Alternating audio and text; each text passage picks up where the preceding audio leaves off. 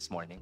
Thank you, Mr. D. In the presence of the justice members and all the Filipino people who are watching right now, Mr. D, in behalf of all the complainants, is confirming the letter of withdrawal of their impeachment complaint. Madam Chair. Thank you, complainants. You may Madam take your Chair. seat. The Honorable Flores is recognized. Madam Chair, in view of the withdrawal and the confirmation by the complainant D et al.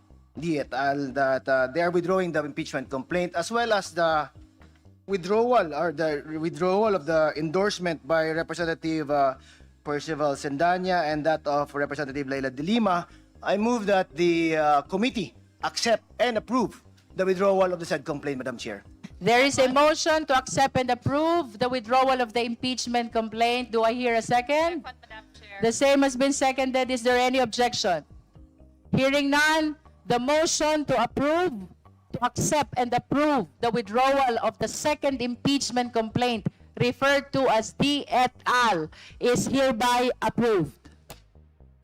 Ang pang-apat naman, endorsed by Congressman Abante of Manila, was also approved kasi, same old lang. Kumbaga rehashed as I previously said.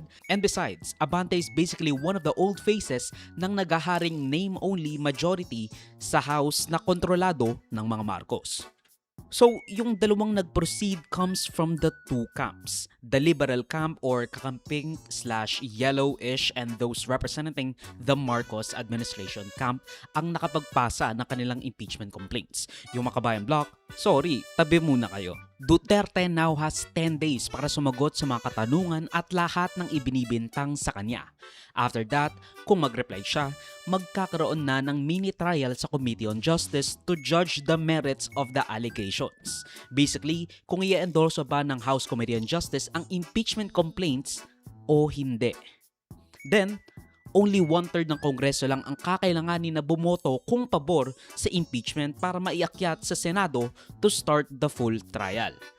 Ang problema nga lang, nagkakaroon ng schism o divide sa NUP, ang pangalawa sa pinakamalaking political group